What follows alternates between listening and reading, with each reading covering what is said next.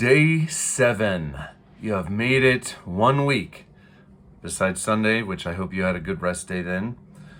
Wiser and taller. There is so little we know about Jesus' time growing up, and there's one passage that stands out, of course, Luke 2:52. Jesus became wiser and taller, gaining favor both with God and with people.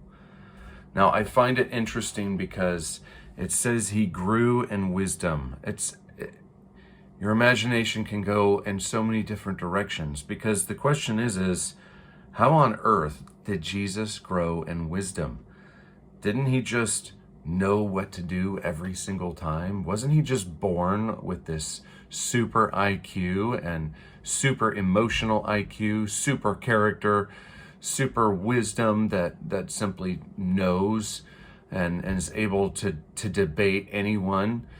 And the truth is that it says that he went through the same testing that we did. So when it comes to the incarnation, of course, we do have to first pause and realize, as the author does, that this is a mystery shrouded in overwhelming wonder. We do not have the full basics or the full details of how this relates, but we do know that it says that Jesus did grow in wisdom, meaning that he did have to come from a starting place and come to more and more understanding. And there is one word that a theologian really points out, and that is prokopton.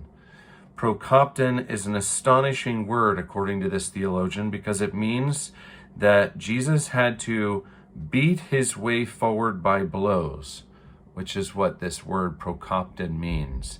Prokopton literally meaning to try and beat your way forward every step of the way.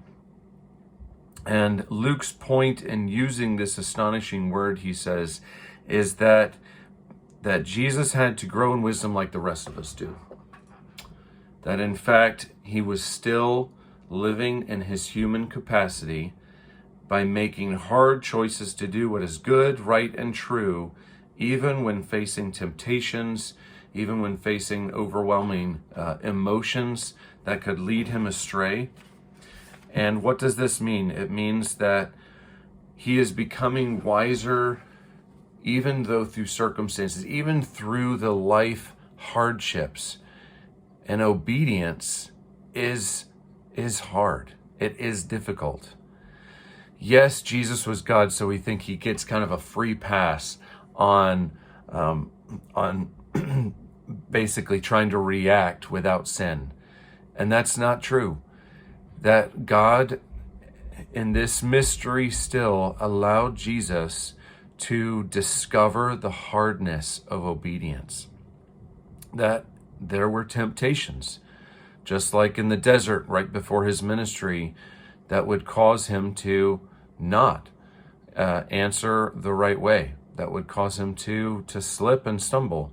And yes, he did not sin, but he faced obedience and growing in wisdom in that hard place that is being pounded in him over and over, like we often feel character is, whether that's patience, whether that is integrity, whether that is truthfulness.